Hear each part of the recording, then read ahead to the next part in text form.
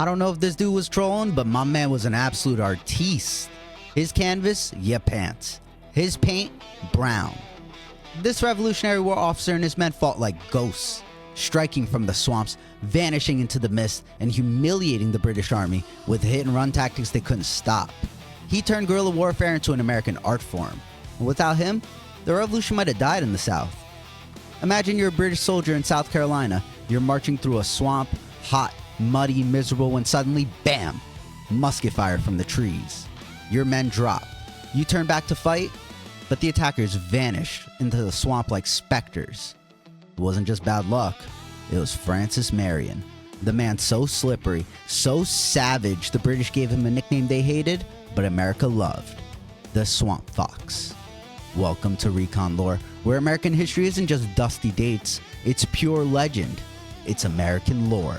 And we're bringing that America core with your daily dose of patriotic pride. The goal is to fight back against this anti-American culture with the stories of positive American history that helped build the best nation in the world. If you love America, join the movement by subscribing and like the video so we get as many of us together as fast as possible. Until our 250th anniversary of independence, this channel will be dropping a piece of American lore as much as possible. Share with a friend and hit that notification bell to keep up with every video that's put out.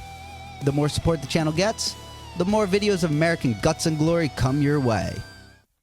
Francis Marion wasn't supposed to be America's first guerrilla legend. I mean, with a name like that, who would have guessed? Born in South Carolina, 1732, he grew up on a plantation near Charleston. He wasn't big. In fact, he was short, thin, bow-legged, and had a voice people called squeaky. Not exactly Rambo material, if you know what I mean. But what Marion lacked in size, he made up for in brains. And in the swamps of the South, brains beat brawn every time. By his 20s, Marion had already seen some of the action. He fought in the French and Indian War, where he learned exactly how brutal frontier combat could be. He also picked up tactics from Native Americans, ambushes, hit and run, and used the land as his weapon. Those lessons sure came in handy in the future. When the revolution broke out in 1775, Marion was already in his 40s. Not young, not flashy, but perfect for the kind of war the South was about to see. By 1780, the revolution was going bad in the South.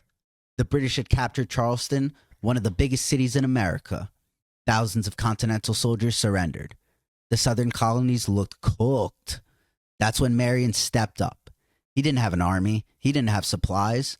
What he did have was a handful of ragtag volunteers. Farmers, hunters, and runaway slaves who hated the British even more than they hated mosquitoes. Marion's men didn't fight like a normal army either. They didn't line up in bright coats. They struck fast and melted away. They lived off the land. The British commander, Colonel Banastre Tarleton, terrible freaking name, but he was so frustrated that he said, "As for this damned old fox, the devil himself couldn't catch him." And just like that, the nickname stuck. The Swamp Fox. Now here's where it gets good. Marion made the swamps his battlefield. He and his men would ambush British patrols, burn their supply wagons, rescue patriots, and then vanish into the terrain the redcoats couldn't follow. Imagine being a British soldier, weighed down with gear, marching in wool uniforms in 95-degree swamp heat. You're already miserable. Then crack, crack, crack. Musket fire from the trees. You fire back, but nothing. Just cypress knees and gators. Now that's psychological warfare, and Marion was waging it. Him and his men became legends, not because of how many they were, not because of how many they killed, but because of how impossible they were to catch. Now, Marion's raids weren't random. They kept the revolution alive in the South. They harassed supply lines, they forced the British to waste resources chasing after them, and they gave the Patriots hope when everything looked lost. One time, Marion's men rescued 150 Patriot prisoners being marched by the British. Another time, they burned boats to keep supplies from reaching Charleston. Each raid was small, but together, they kept the fight alive until reinforcements came. Now let's clear something up. Marion wasn't invincible. His men were starving half of the time. They ate what they could, sometimes sweet potatoes, sometimes whatever they trapped in the swamps. One British officer who came to negotiate a prisoner exchange saw Marion's men's dinner, just roasted sweet potatoes, and the officer was shocked. He said, "Surely, General, this is not your usual fare." Marion replied, "Sir, it is." Jeez, I mean, yo, the amount of courtesy that they had while waging a war, it was unreal and a little stupid, honestly. But that officer went back to his commander and he said, "Those guys can't be beaten.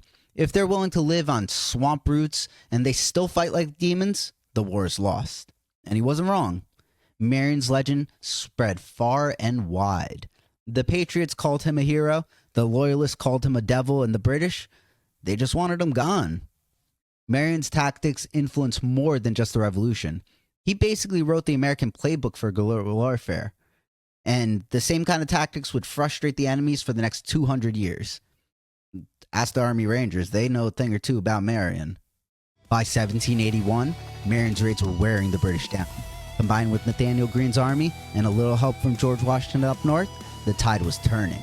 Yorktown was the final nail in the coffin. But make no mistake, the Swamp Fox kept the South alive. Washington might have never had the chance to corner Cornwallis without them. After the war, Marion didn't become rich or famous. He went back to his plantation, served in the South Carolina Senate, and lived a quiet life until his death in 1795. But his legacy? Oh, his legacy lived on. The modern U.S. Army Rangers will tell you a thing about that. Training through the swamps, going through his tactics. The Swamp Fox showed that you don't need the biggest army or the fanciest weapon. You need grit, cunning, and the will to fight on your own terms.